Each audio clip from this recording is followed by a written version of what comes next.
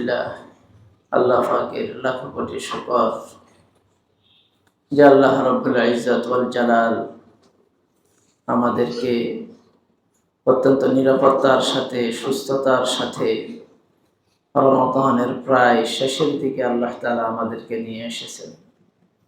যে কয়টা দিন আর বাকি আছে সেই কয়টা দিন যাতে আমরা আল্লাহ তাআলার পক্ষ থেকে যে অফার সুযোগ আছে সেগুলি যাতে আমরা লুফে নিতে পারি, আল্লাহ তাআলা আমাদের সকলকে তৌফিক দান করেন।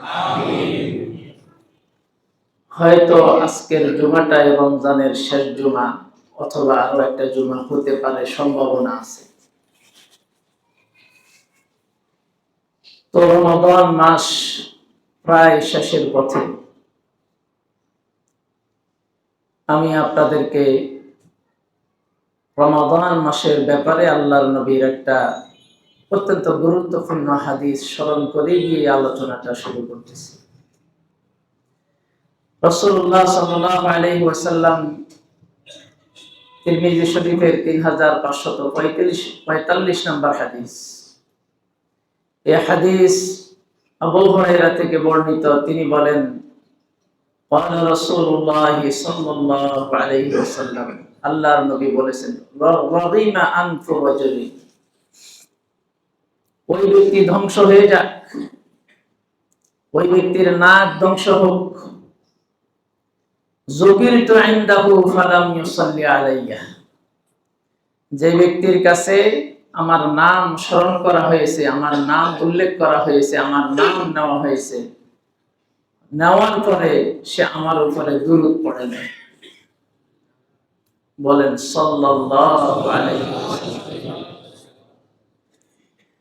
ওয়া রাগিমা আনফু রাজুলিন, আর ওই ব্যক্তিও ধ্বংস হয়ে যাক, দাখালা আলাইহি রমাদান সুম্মান সালাখা ক্বাবলা আন ইউগফারা লাহু, যে ব্যক্তির কাছে রমজান মাস আসছে, আসার পরে রমজান মাস শেষ হয়ে গেল, কিন্তু সে তার গুনাহ মাফ করাইতে পারল না, ওই ব্যক্তি ধ্বংস হয়ে যান। ওয়া রাগিমা আনফু রাজুলিন, আর ওই ব্যক্তিও ধ্বংস হয়ে যাক, যেই ব্যক্তি বৃদ্ধ অবস্থায় তার বাবা মাকে পেয়েছে, বাবা মা তার কাছে ছিল, ফালাম ইউদখিলাহু আল জান্নাহ, বাবা মার সেবা করে সে জান্নাত ক্রয় করতে পারে নাই, জান্নাত অর্জন করতে পারে নাই, ওই ব্যক্তিও ধ্বংস হয়ে যায়। তো এই রমাদান মাস শেষের পথে আমরা আমাদের নিজেদের পাপ রাশি গুনাহ কতটুকু আল্লাহর কাছ থেকে কান্নাকাটি করে মাফ করাইতে পারতেছি, সেটাই হলো আমাদের কাছে এখন আলোচ্য বিষয়। এবং এই কেন্দ্রিক আমাদেরকে বেশি বেশি যত আমল আছে সব আমল করে আল্লাহ থেকে মাফ নেওয়ার জন্য চেষ্টা করতে হবে। হাদিস ঘাটাঘাটি করলে সহিহ যে হাদিসের কিতাবগুলি আছে, ওই হাদিসগুলো যদি ঘাটাঘাটি করা হয়, তাহলে সেখানে আল্লাহর কাছ থেকে গুনাহ মাফ করিয়ে নেওয়ার অনেকগুলি পদ্ধতি সেখানে বলা আছে, যে এই পদ্ধতি অবলম্বন করলে, এই আমল করলে গুনাহ সহজে মাফ হয়ে যাবে। এরকম হাদিসের কিতাবগুলি ঘাটলে একটা তালিকা আমাদের সামনে চলে আসে। গুনাহ মাফের কতগুলি সহজ উপায়ের কথা ওই হাদিসগুলোতে বলা আছে। এর মধ্যে 1 নাম্বার উপায় হলো গুনাহ মাফ করার যে একনিষ্ঠ তওবা করা,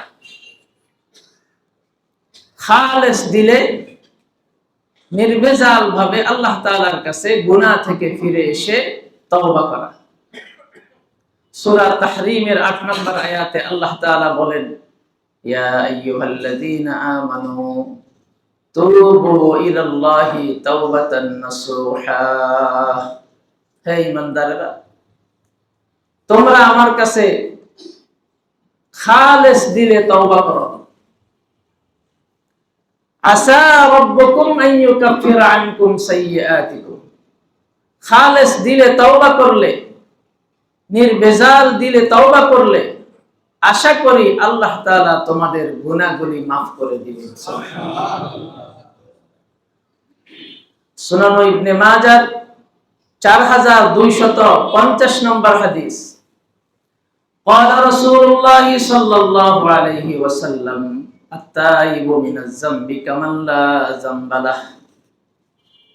যে ব্যক্তি তার গুনাহ থেকে তওবা করে, গুনাহ থেকে ফিরে এসে আল্লাহর কাছে তওবা করে, ওই ব্যক্তি নিষ্পাপ ব্যক্তির মতো, যেন তার কোনো গুনাহ নাই। তওবা করার মধ্য দিয়ে আল্লাহ তাআলা আমাকে এই মর্যাদা দান করবেন যে যেন আমার কোনো গুনাহ নাই। وقال رسول الله صلى الله عليه وسلم كل بني آدم خطاء وخير الخطائين التوابون। আল্লাহর নবী বলেন প্রত্যেকটা বনি আদমই পাপী, গুনাহগার। এই গুনাহগারদের মধ্যে সর্বোত্তম তওবাকারী হলো, সর্বোত্তম ব্যক্তি হলো, সর্বোত্তম গুনাহগার হলো যেই ব্যক্তি তার গুনাহ থেকে আল্লাহ তাআলার কাছে তওবা করে। তাহলে গুনাহ মাফের সহজ উপায় হলো যে আল্লাহ তাআলার কাছে বেশি বেশি তওবা করা। এই তওবা করার মধ্য দিয়ে আমরা আল্লাহ তাআলার কাছ থেকে আমাদের গুনাহ মাফ করিয়ে নিতে পারব। قال رسول الله صلى الله عليه وسلم إن الله يقبل توبة العبد ما لم يغرغر। মানুষ যখন প্রাণ চলে যায়, প্রাণ যখন কণ্ঠ পর্যন্ত চলে আসে, আল্লাহর নবী বলেন মৃত্যুর পূর্ব পর্যন্ত আল্লাহ তাআলা তার বান্দার তওবাকে কবুল মঞ্জুর করে। মৃত্যুর আগ পর্যন্ত অল্প কিছুক্ষণ, 2 মিনিট, 3 মিনিট, 4 মিনিট সময় আছে, 4 মিনিট পরেই মারা যাবে, এর আগেও যদি সে খালেস দিলে তওবা করে নেয় তো আল্লাহ তাআলা তওবাটাকে কি করবেন? কবুল মঞ্জুর করে নেবেন। قال رسول الله صلى الله عليه وسلم لله أفرح بتوبة العبد لله أفرح بتوبة أحدكم من أحدكم بضالته إذا وجد।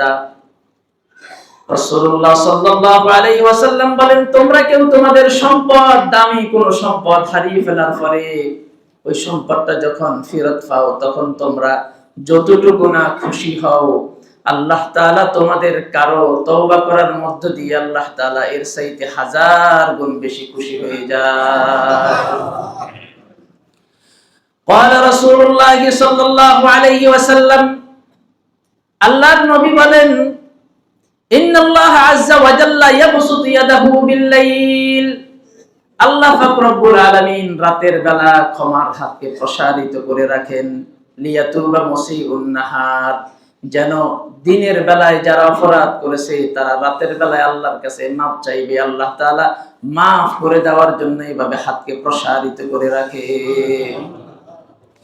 ওয়া ইয়াবসুতু ইয়াদাহু বিন-নাহার লিয়াতুবা মুসিউল লাইল, আর দিনের বেলায় হাতকে প্রসারিত করে রাখেন যাতে করে রাতের বেলায় যারা গুনাহ করেছে তারা যেন আল্লাহ তাআলার কাছে তওবা করে নিতে পারে।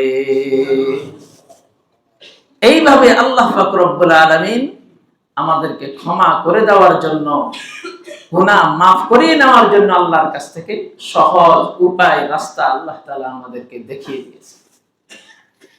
এই যে দিনের বেলায় গুনাহ করলে রাতের বেলায় মাফ করে দিবেন, রাতের বেলায় গুনাহ করলে দিনের বেলায় মাফ করে দিবেন, এই ধারা অব্যাহত থাকবে হাত্তা তাতলুআ আশ-শামসু মিন মাগরিবিহা। যতদিন পর্যন্ত না পশ্চিম দিক থেকে সূর্য উদিত না হবে ততদিন পর্যন্ত আল্লাহ তাআলার এই ধারা অব্যাহত থাকবে মাফ করে দেওয়া।